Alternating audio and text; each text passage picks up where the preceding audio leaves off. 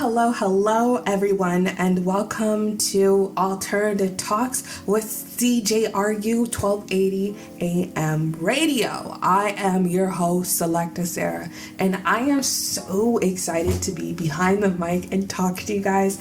Again, I've taken a long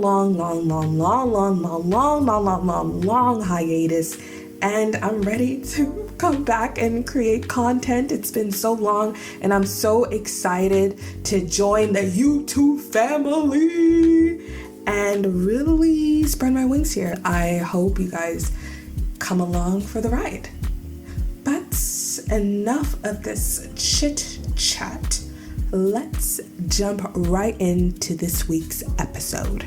Some of you may or may not know, but I graduated this year from university, and after I graduated, I was listening to a lot of disco music because I was in a dancing mood, and from that took me to discovering a lot of soul, old school music that I've never been exposed to before, and of course led me to the song I Love Music by the OJs.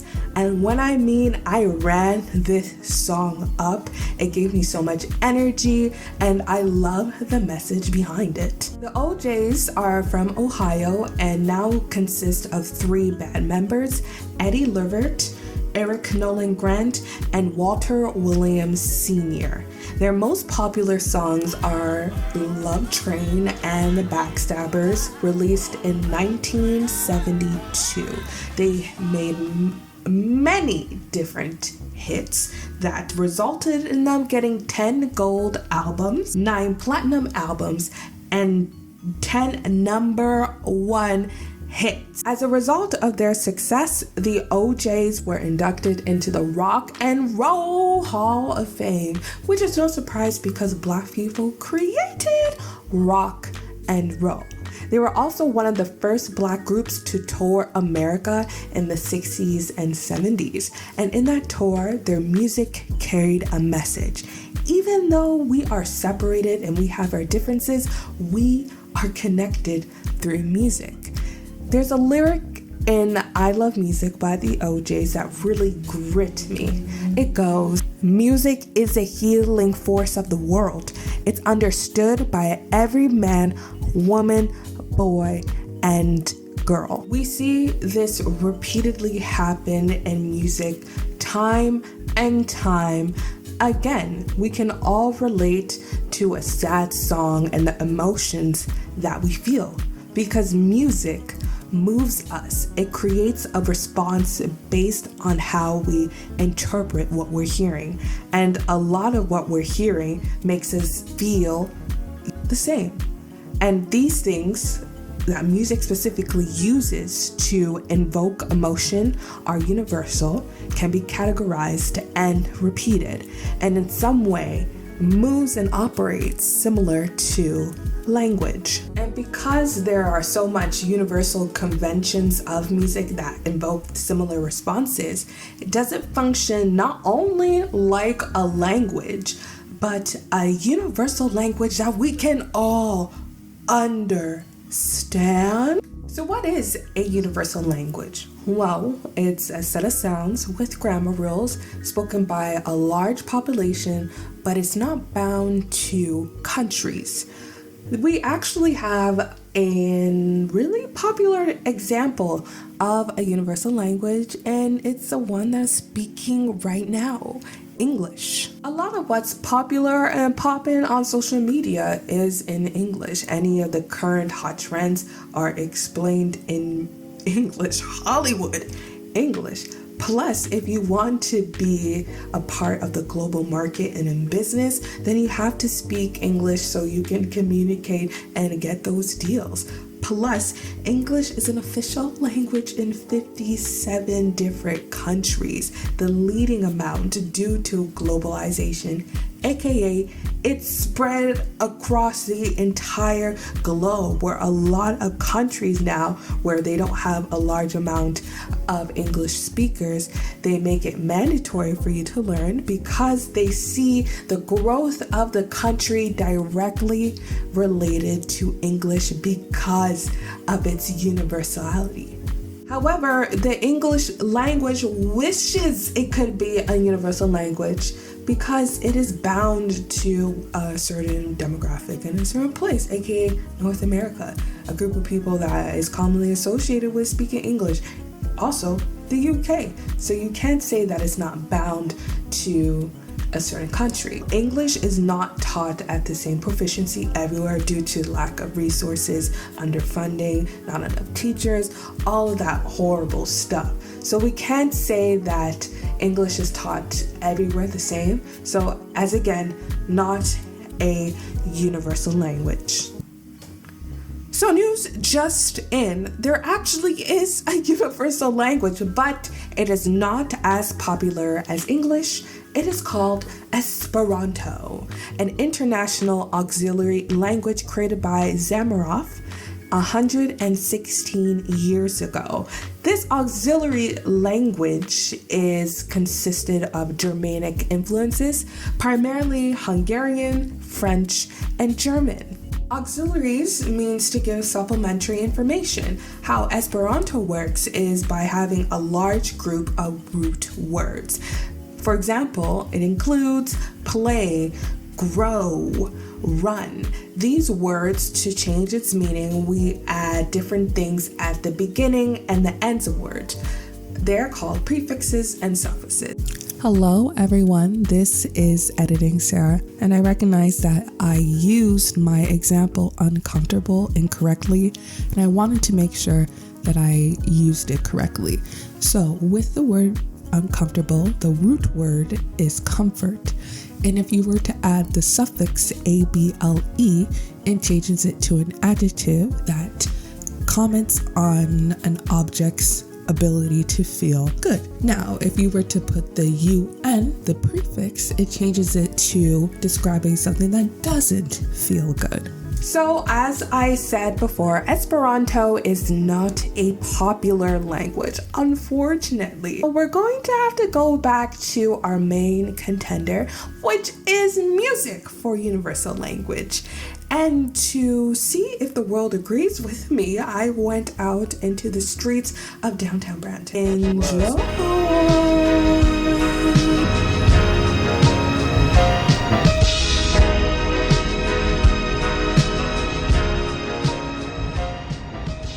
Hello, and we are here. Currently, we are in downtown Brampton, and I am going to a music creation or curation workshop.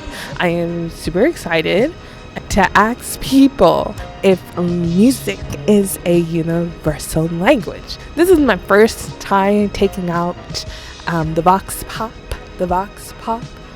and recording video. So I'm hoping I can blend this together seamlessly. But either way, it's going to be a fun night because I'm with music creatives and I'm meeting up with my friend Ali. So let's go. Hello everyone. I'm here with Marie. Hi, I'm a producer, engineer, DJ, and artist from Brampton. And she is going to answer the question, is music a universal language? So yes, music is a universal language, and I mainly get that from my experience growing up with music. So I grew up with an experience of Indian classical music.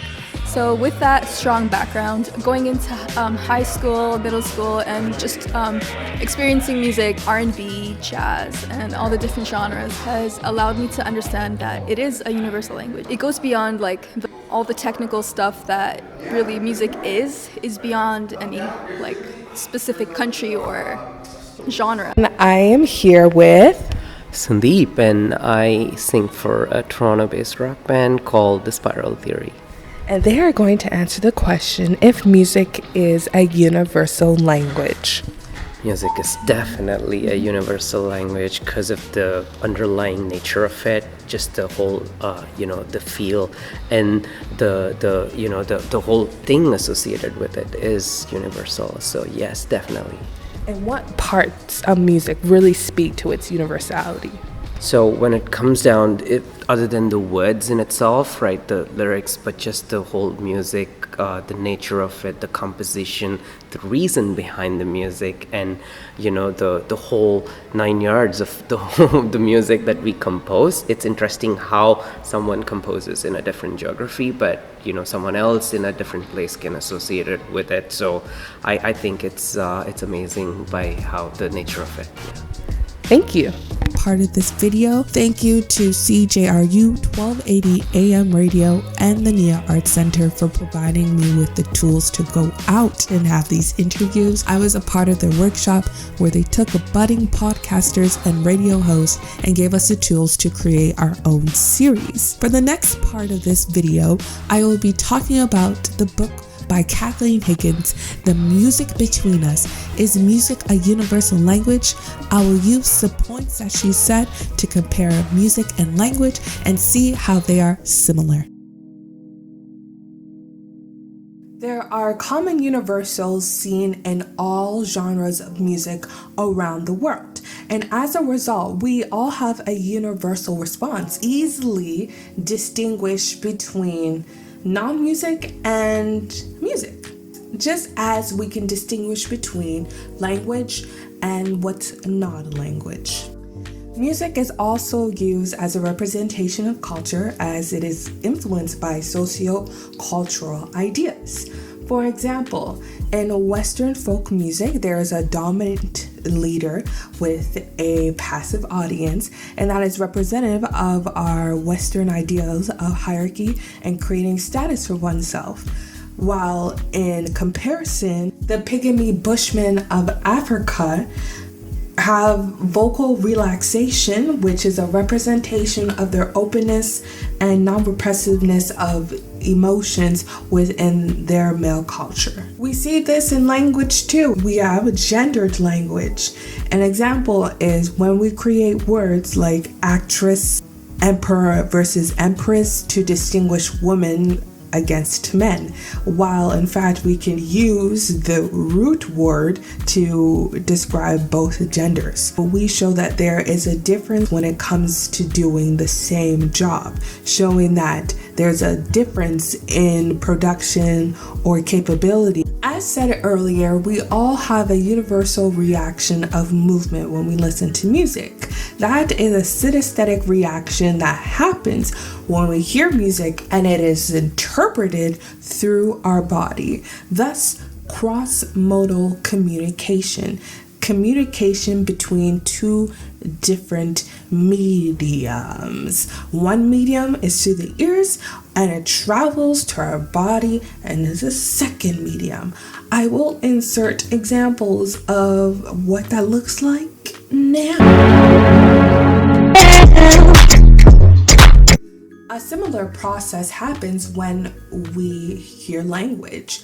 When we hear a word, automatically there is some cognitive mapping. Our brain starts lighting up with neurons as we take in that audio message, and thus when it connects to our brain, we're able to create either a mental imagery or word imagery of what that is to us, extracting its meaning. From audio to visual or word visual, that's another example of cross-modal communication. Music plays such a large role in our lives as it takes on many different purposes. One could be for therapeutic healing, for exercise, but I think an area that we hardly look at is with communication. I can't say with a very strong belief that music could be used as a full mode of communication, because there's so much other things that language does and can communicate way more clearly than music.